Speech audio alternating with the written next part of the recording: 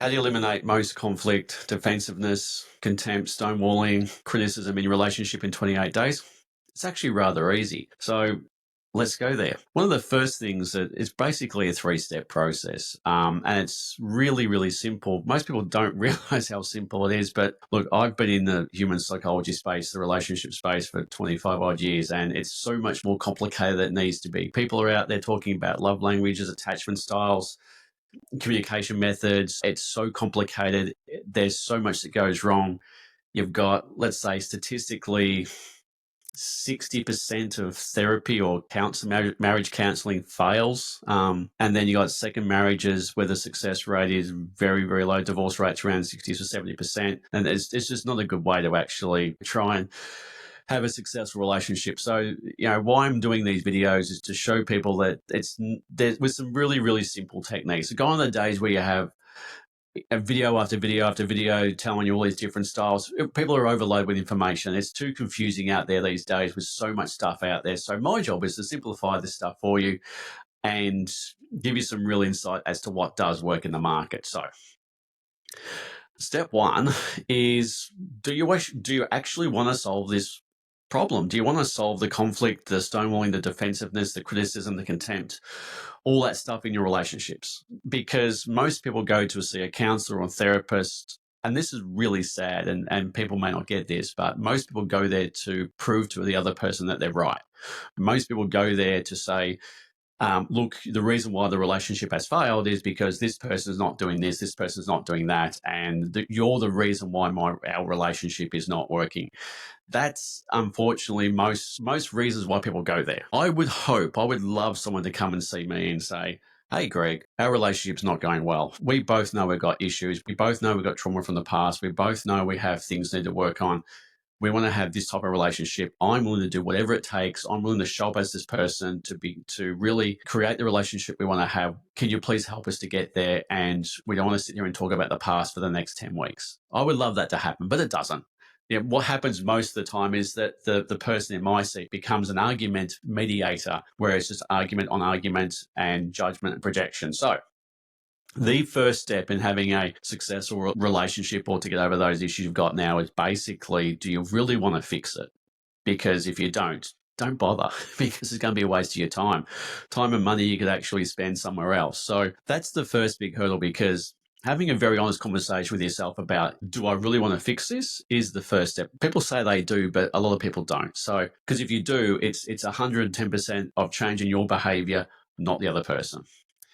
The second thing in understanding relationships at that level, most people have no idea how to communicate and understand human psychology. That's the thing, is that if you understand human psychology, the way that you work, the way that you show up, the way that you view the world, the way you perceive the world, the way you perceive other people, understanding about why people's viewpoints the way they are, having a very good understanding of what it's like to be around me, understanding of what are my drivers, what am I trying to gain out of certain acts that I have in life, understanding the fact that everyone's motivated by different things, and understanding your trauma from the past as well too. What drives you to be in a relationship? What are you needing out of the relationship? Because understanding human psychology is a very, very major part of communication, and most people don't know how to do it.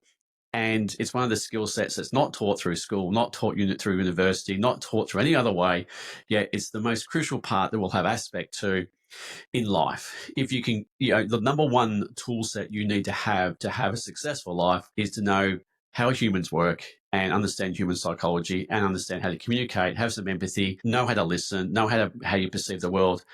And that is step two. So the idea is that we teach you about who you are, why you're in the situation you're in, what the other person is seeing, how to communicate well, how to move forward in a way that's very, very healthy, how to have arguments, how to have disagreements in the world, but to have them in a healthy way, but also understand why things are happening the way they are, because the way you're thinking they're happening is not really true. So the second thing in really getting to the place of understanding and eliminating most of your stuff in 28 days in a month is understanding human psychology at a very, you can't learn it in 28 days, but you can have a very good dent in understanding why it works. You can shortcut it, you can circuit it, you can really understand and make a massive dent in stopping what's happening and turning it around within a month. Because understanding human psychology is a way of life. It's something you do for the rest of your life. It's a skill set that you learn on an ongoing basis. So that's the first two steps. Do you want to fix it? Understand the way humans work.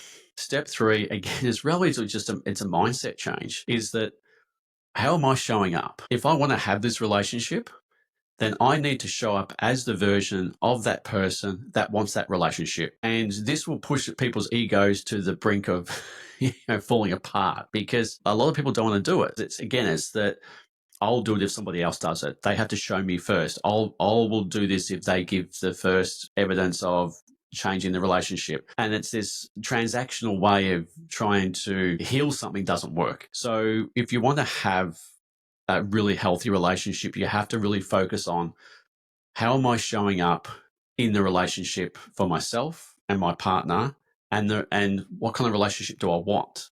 So if I want to have intimacy, communication, connectedness, then I have to be that. I can't expect my partner to change if I don't express that. And it may be hard because people will say, well, I've got all this trauma from the past and I had these trust issues and I can't do this. It's like, well, if you can't do it, then it's never going to work. At some stage, you're going to have to do it. And you can't wait until you have trust, because trust is born out of doing this stuff. So a lot of people have it the wrong way around. So what we're really looking for is the people to actually go, I want to have this relationship and I'm willing to do this and show up as this person. I will focus on myself and I will be this person, because then my partner will either reciprocate it back or they won't.